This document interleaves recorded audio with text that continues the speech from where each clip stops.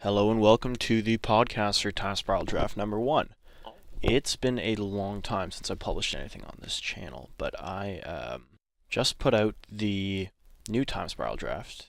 I shouldn't really say new. I put out a Time Spiral Draft from May 2016 out a couple days ago, and I really enjoyed the idea of when I did the podcast for Shadows Over Innistrad Draft number 1. So I thought it was maybe worth looking back into that again, trying to do that for every draft. Not everything's going to have quite as involved topic as that was. That was kind of a deep dive into the idea of Wizards' archetype flagging uncommons that they'd been doing for a while in multicolor. And some of the nuances of that, how terrible behind the scenes was, is one of the first times they fundamentally misunderstood what a color pair actually wants to do in the format, as well as seeing some of the more subtle ones like in Dragon's Maze with multicolor.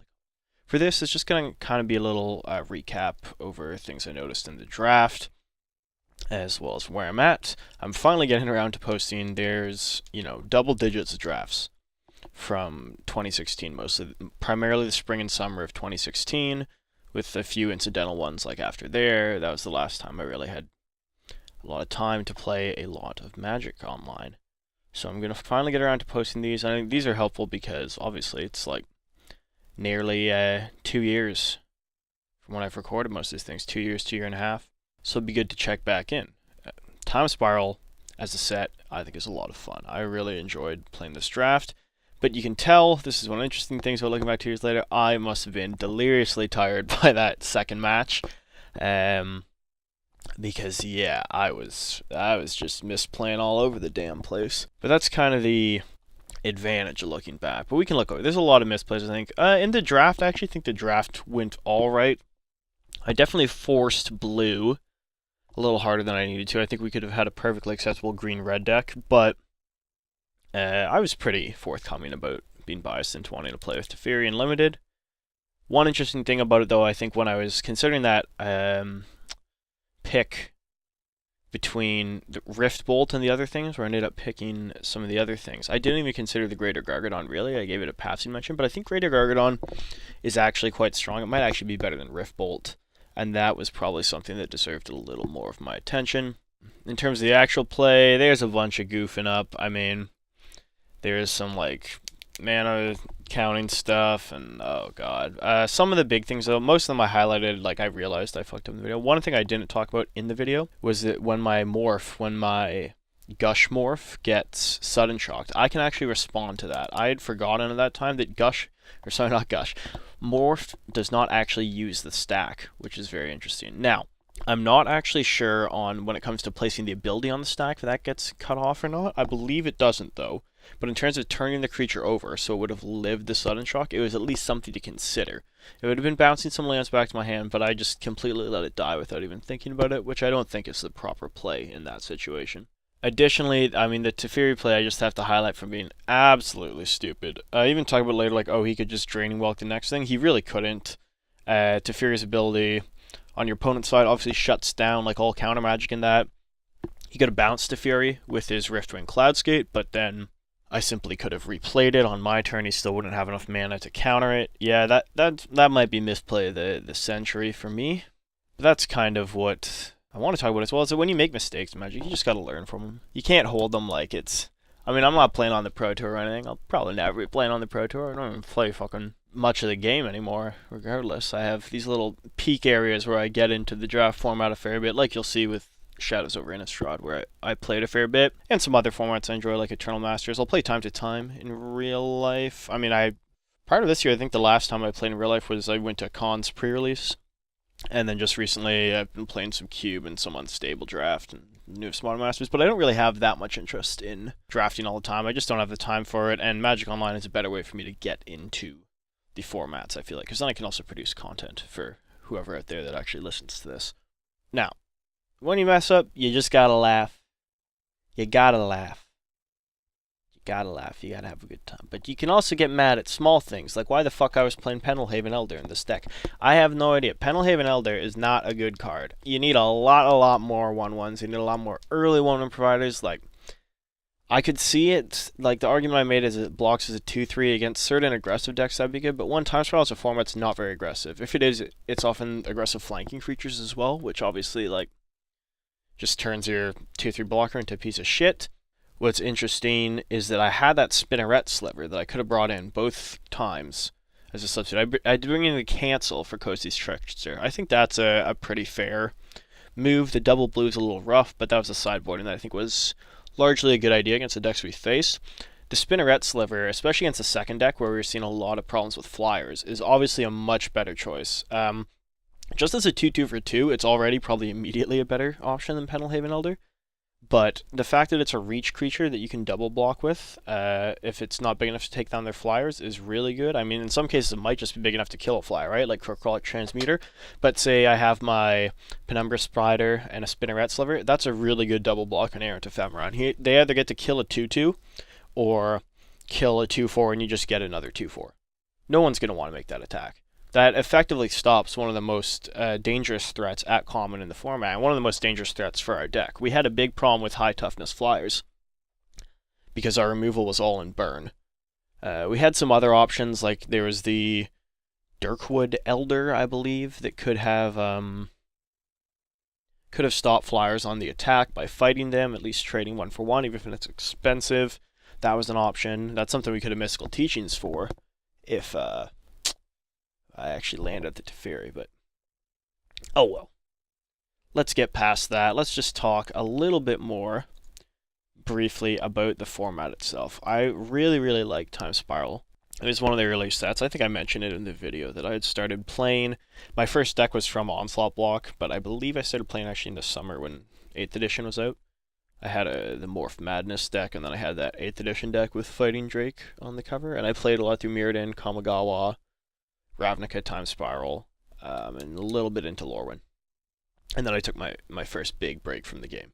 Time Spiral is a set that often gets accused of, like, if you haven't been playing since fucking 1994, you will not understand what's going on those cards. And I actually disagree with that. I think there's a lot of cool card design that you don't necessarily have to know the references for to appreciate. And the cooler thing about it is that it actually makes you want to look into the references. You learn more about the game. Not everyone's mind does this. This is somewhat specific to me, but when I saw, like, Penumbra Spider, I didn't know what Penumbra creatures from Odyssey were. I knew a little bit about Odyssey Block because if you guys remember those gold-bordered, like, Champions decks, my brother had one that was a blue-green Madness one with, like, Wild Mongrel and that, right? From Odyssey Block. I don't know which Odyssey Block standard, but from one of the Odyssey Block standards. So I did know about that, but I didn't know, like, specific. But then that lets me look up, like, okay, so Penumbra, like, is that a thing? And you see, oh yeah, there's all these Penumbra creatures that have been published throughout the years. There's actually, like, a history of these things, I suppose. And it's cool. Penumbra Spider actually is a lot better. And I think I'm mistaken, actually. I'm actually pretty sure that Penumbra creatures were from Apocalypse, thinking about it. But, whatever. Apocalypse came right before Odyssey Block. Anyways, it makes you want to look at it. It makes you want to learn those things. Similar to, like, Teferi the character, the Phantom creatures. Now, the Phantom creatures, really powerful as well, so Phantom Worm, but there's no other Phantom creatures in this block. And the thing is, all the card text it's like spelled out, right? It's not something where you, like, are struggling to look up the mechanics for anything. Phantom creatures are actually from Odyssey Block, but it's spelled out exactly what you do, and you can learn pretty quick, like, oh, okay, so your opponent can wear it down to kill it, which you can't do for most creatures. But they can't kill it in one big block, which you can do for most creatures. So there's some trade-off there, and it's mostly an advantage. Then you think about it more, and you start like, okay, well, if I put equipment on this, then it's just actually, it's unkillable, right? Equipment, or even a buffing enchantment, stuff like that. I don't think these mechanics are overwhelming for new players necessarily, because they're placed in a context where they can be, like, you don't need all the combos to make it work. You know what I mean? And obviously there's some failures, like, nobody wants to play with that fucking card that's just, like, Cyclopean Tomb twice on a 4-2 or whatever. Yeah, no one really gives a shit about stuff like that, but overall I think Time Spiral Block is a huge winner in design, and it makes you interested about Magic's past, and it also gives you a really varied draft format. There's no draft format like the Time Spiral Block that feels closer to Cube Draft in terms of normal formats, not counting the Masters sets and stuff, because I certainly see the argument there, the reprint sets, even maybe something like Conspiracy in some ways, which I haven't played, but I'd imagine it's along those lines as well, but Time Spiral managed to do that with a standard legal set, with almost entirely all new cards. Obviously, there's the time shifted sheet and some reprints, but in general, it's almost all new cards. And then each set after that has its own kind of little twist that I think I can really appreciate. I think I probably like Triple Time Spiral more than any of the ones with the small sets, but they're all good. They're all fun formats, and they're fun to revisit on Magic Online. Like, I didn't draft that much back in the day during that first. I didn't quite have the limited obsession. Whereas now, if I play Magic, I almost exclusively play limited. I don't really have another way. But back then, it was all mostly casual constructed, that type of thing. So it's fun to kind of experience the limited format side of things.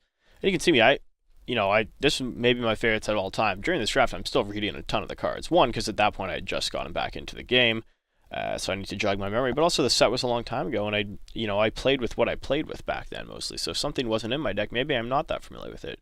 So Time Spiral is one of the rare formats that keeps on giving, and I actually hope for something along those lines when we return to Dominaria. The return to Dominaria will be this spring. They haven't spoiled anything in the way of cards yet. They have spoiled a little bit in the way of characters, so we know, for instance, that Jaya Ballard is probably in the set. We know that Karn is in the set, and Teferi is in the set, etc. We know that the Gatewatch members will be in the set. We know that the Weatherlight is in the set at this point, but we don't know anything about the mechanics. I'm not actually expecting... I'd love another Time Spiral, but I'm not expecting that. I'll save those delusions for another time. Wizards has spoken pretty openly about how, in terms of new player acquisition, especially, that product like Time Spiral just doesn't work, which is really unfortunate. But I think we've seen some of the ideas that made Time Spiral great go into reprint sets and supplemental sets that can kind of keep that higher bar for complexity and variety without being so detrimental to new players. Which is, I'd still prefer if we had standard legal sets a little like this from time to time. But I understand their intent, and I can't complain too much.